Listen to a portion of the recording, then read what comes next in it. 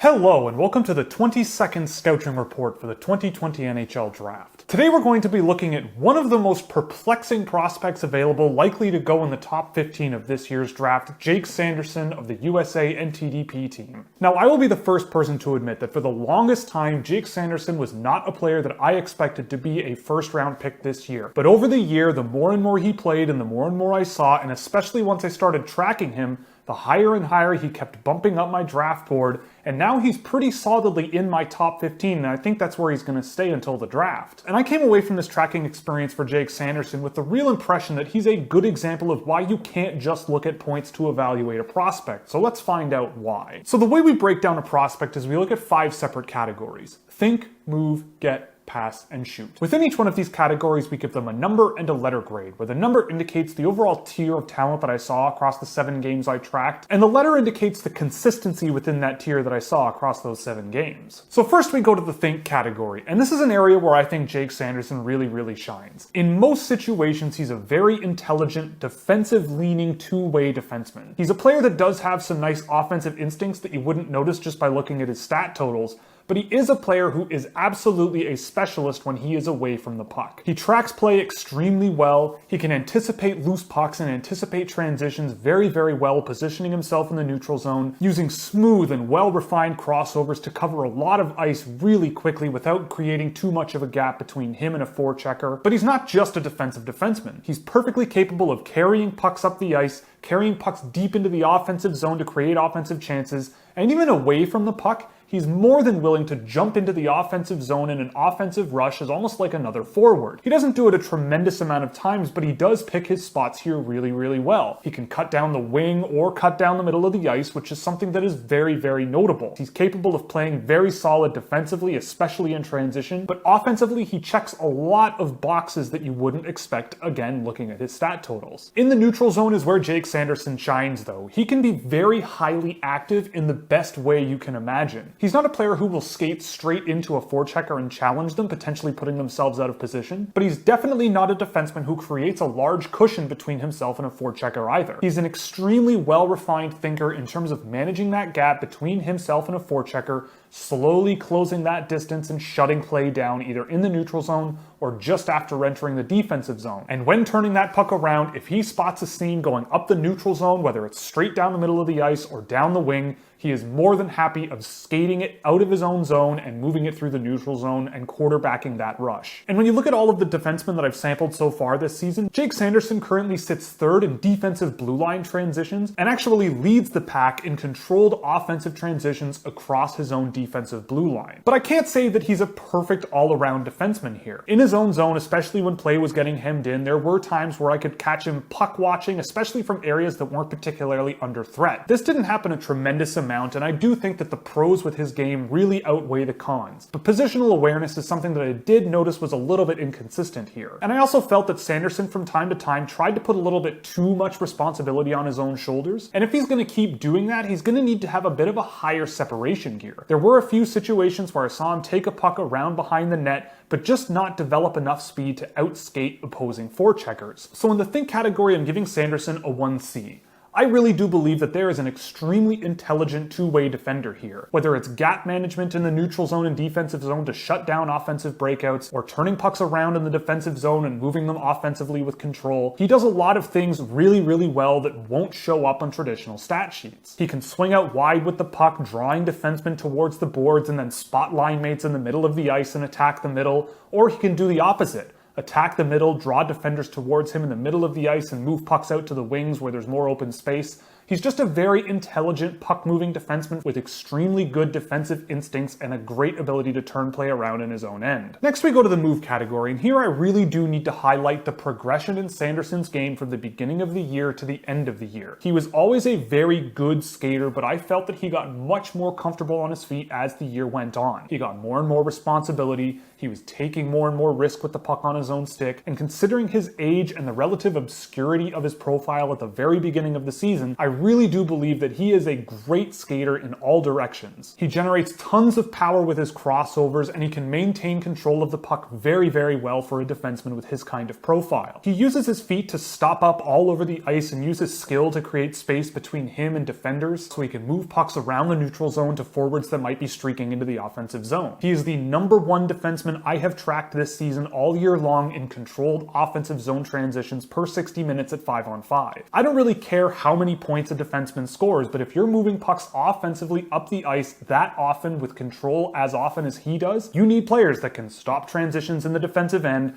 and move them up the ice, and I haven't found a single defenseman this season that is as good at it as Jake Sanderson. So in the move category, I will be giving Jake Sanderson a 2A here, but it's about as good of a 2A as you're gonna find. Every single game, this skill was on display in spades. His ability to cover the ice in all 4 directions was mostly outstanding every single game. However, I found the skill that he had with his hands to be good, but not great, and I did mention this in the think category, but I also felt like there isn't that true separation gear. Someone like a Joni Jurmo blew through the neutral zone with a tremendous amount of speed and showed it off once in a while, but I never saw that level of velocity out of Jake Sanderson through the neutral zone. He is an explosive skater and he can generate really good speed moving up the ice, but I just feel like there are other players in this draft class that have a little bit of an extra gear on him, but he certainly is no slouch here. And just before we move on, I want to highlight one little statistical trend I noticed from the beginning of the season towards the end. In the games that I tracked up until November this year,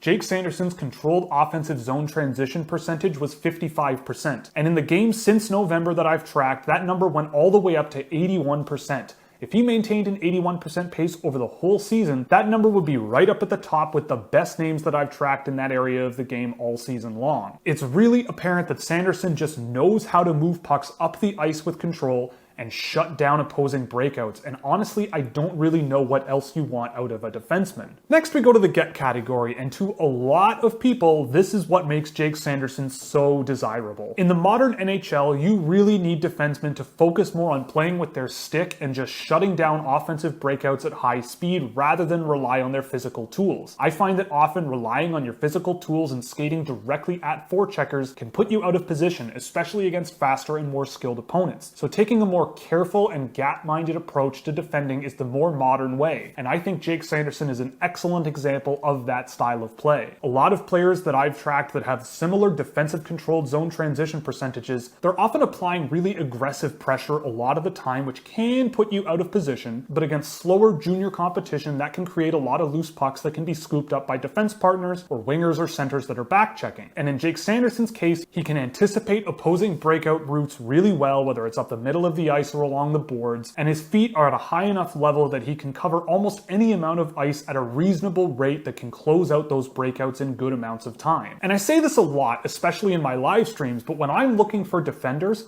I'm not looking for players that play in the defensive zone. To me, the best defenders are the ones you never even notice play in the defensive zone. I think he's a really good example of a player that just fits that bill. Jake Sanderson makes life really difficult for his opponent in the neutral zone, and if they do get into the defensive zone, they don't last very long, and he has the ability to use his feet and his hands to create space and get that puck out of the defensive end one way or the other. Just looking at the defensive blue line alone, he was breaking up 70% of the transitions that were coming across that blue line. If your team is getting shut down 70% of the time against your offensive blue line, you might want to rethink your strategy or realize that that defenseman might be very good. Now, he does jump into the offensive zone a little bit, and he can put himself out of position doing so. He doesn't really have that straight line, stop, skate backwards mobility that really could help him be an aggressive defenseman in the offensive zone. But more often than not, I found that he covered his own tracks really, really well, and over the course of the full 7-game sample, I never really felt like he was too much of a liability away from the puck. And when it comes to physical play, he is capable of doing it, and I think that he will build a lot of muscle on his frame over the next few years, but he also positions his body very effectively between himself and forecheckers. He's able to separate pucks from players very efficiently, whether it's with his stick or with his body, and turn them around. This is a real hallmark of his game. So in the get that category, I'm giving Jake Sanderson a 1B. I don't really know how else I can slice it. He can be a little bit too passive from time to time, choosing when to attack a forechecker,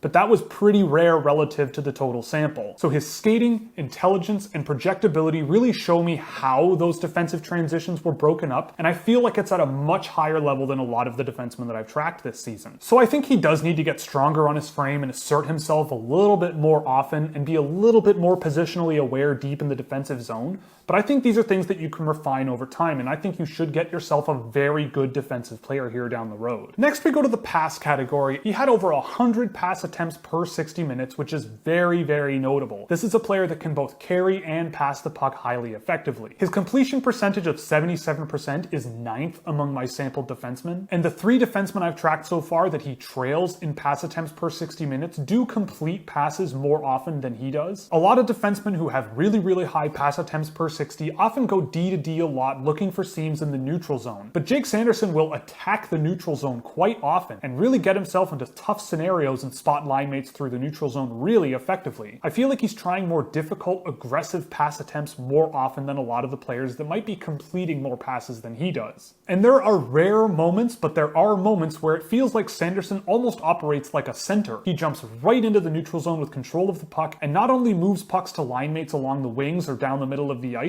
but also jumps into these offensive rushes and really quarterbacks some really dangerous offensive plays. And one thing I certainly didn't expect going into this experience tracking Jake Sanderson was to come out with him being 3rd amongst all defensemen in dangerous pass attempts per 60 minutes. But while Jake Sanderson often doesn't waste any time making the decisions that he makes with the puck, he can get caught in his own end holding onto the puck a little bit too long without that real high-end separation gear that can get him away from anyone. This is a player that brings a lot of attention to himself, and I don't think that's going to change, especially if he's a player that's drafted in the top 10 this year. So if he can build on his profile and get better at the things he's already really good at, I think this will work itself out over time and his decision making should be a little bit better. But it is also something that didn't happen nearly as often as the good side of his game in this category. So in the pass category, I'm giving Jake Sanderson a 1C. I often found that he was an uncareless passer with tons and tons of pass attempts, and those attempts connected to line mates at a really, really respectable rate, especially when you consider how he was generating those pass attempts. While it would be nice to see that completion percentage tick over the 80% mark like it has for some other defensemen that I've tracked this year,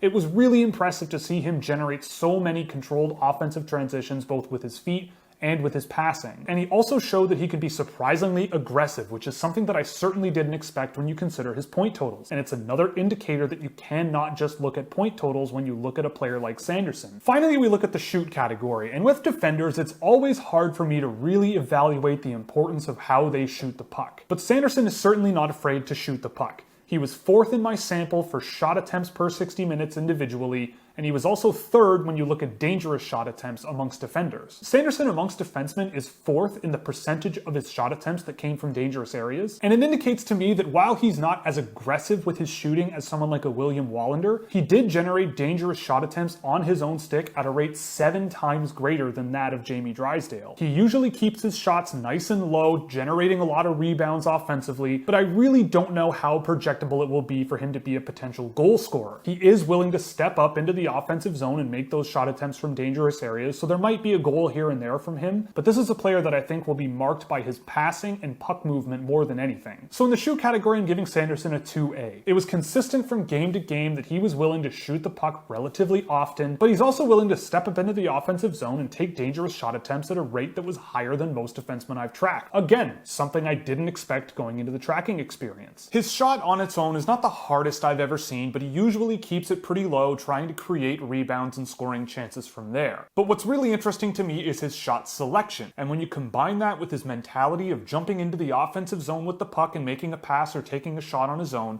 there's just a really nice, well-rounded offensive skill set here for Sanderson. So the way we wrap up these reports is we look at the best part of a player's game, the good part of a player's game, and the not so good part of a player's game. The best part of Jake Sanderson's game to me is his transition defense. His ability to keep those gaps really narrow in the neutral zone and shut down transitions at a pace that suits him is something that is really desirable. He can do it along the wings and up the middle of the ice equally well and create plenty of turnovers that will frustrate the opposing team. Even if Sanderson does not shut down the play right at that blue line transition, he stays with those forecheckers and pushes them out towards the board so they have to drive wide. He uses his mobility to close those gaps as well and tie them up along the boards to create turnovers from there. I have not seen a defenseman in this year's draft so far that is so adept at shutting down defensive breakouts as well as Sanderson has, especially considering how he generates those breakups. The good part of Sanderson's game is just his overall ability to cover ice. He might not have that real high-end separation gear, and it might come down the road,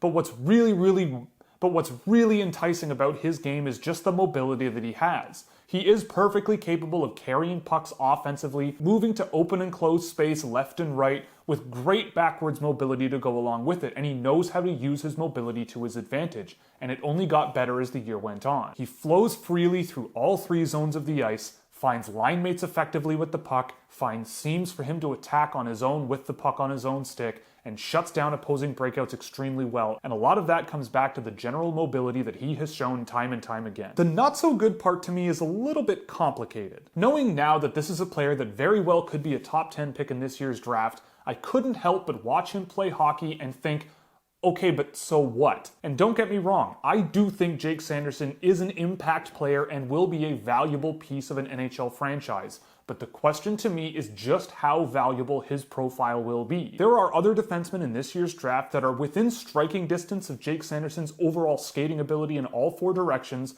and might have a little bit more of that explosive separation gear that Jake Sanderson lacks. So if those players can catch up to Sanderson's intelligence when it comes to breaking up those defensive transitions, while also enabling offensive transitions as well as they have, there might be some other defenders that do a lot of catching up to Jake Sanderson. And the USHL as a whole, I felt was a little bit of a down year. So is Jake Sanderson just an extremely good USHL defenseman on a not so great NTDP team, or is he actually the future of modern NHL defending? He has a lot of tools that are really intriguing, and there are a lot of things that he does at a very high level that you don't usually see in defensemen at his age. But the question is not going to just be, who is the best defenseman available at my pick in the top 10? But what am I passing on when I'm drafting Jake Sanderson over someone like an Anton Lundell or maybe even an Alexander Holtz or Lucas Raymond? Is he going to be an NHL defenseman? I'd say that's almost certain. Is he going to be a top pair, high impact at both ends of the ice style defenseman that every team wishes they had more of? I'm honestly not so sure.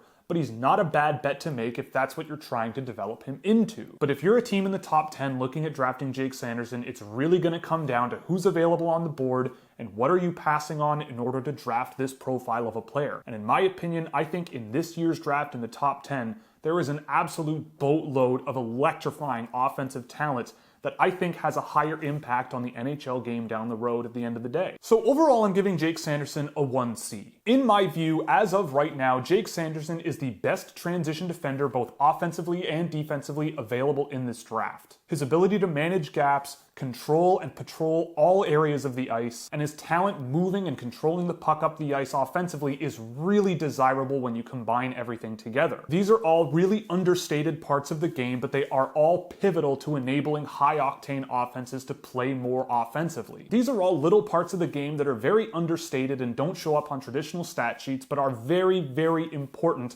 especially in the NHL in 2020, to enable your offense to play offensively. And it is now inevitable that Jamie Drysdale will be evaluated against Jake Sanderson, both now and into the future. So let's compare the two in some of the more important metrics that I track. When it comes to maintaining control in offensive transitions, Jake Sanderson bested Jamie Drysdale by 18%. When it comes to shutting down defensive transitions, Sanderson was better by 23%. When you remove low danger shot attempts from both ends of the ice, Jake Sanderson's shot attempt percentage was also 23% better than Jamie Drysdale's. And per 60 minutes, Jake Sanderson took 8 times the dangerous shot attempts off his own stick, so he's willing to jump into the offensive zone a lot more often than Jamie Drysdale was thus far. Sanderson attempted 27% more passes per 60 minutes and completed 30% more. Sanderson generated 26% more controlled offensive zone transitions per 60 minutes. They both faced about the same amount of defensive zone transitions, but Sanderson shut them down 25% more often. And the only measure where Jamie Drysdale had a significant advantage was in the percentage of total pass attempts that were dangerous.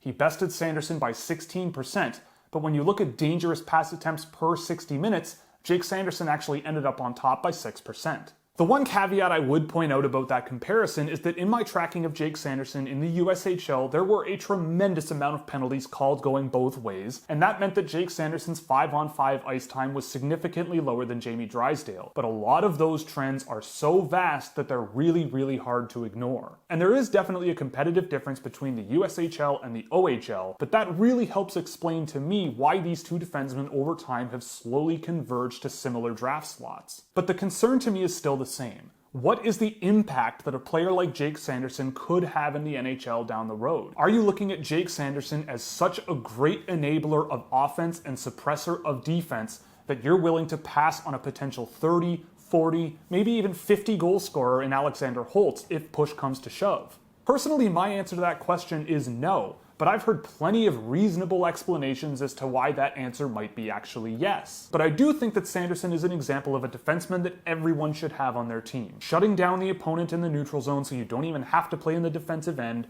picking up those loose pucks and turning them around with control of the puck, moving them offensively. It's a really enticing profile that I think goes really understated when you look at traditional stats, but it will be very interesting to see how Jake Sanderson develops relative to the rest of this draft class in the top 15. So that's all for this Scouching Report. I hope you enjoyed. If you did, you can click all the buttons you see below me so you never miss another one. If you really liked it, you could subscribe on Patreon, where you get access to a Discord server, merchandise discounts, data sheets for drafted and undrafted prospects, as well as exclusive data visualizations and plenty of other goodies. Or you could pick up some merchandise at the Scouchwear shop, where 50% of all profits go to the Women's Sports Foundation. So that's all, and thanks for watching.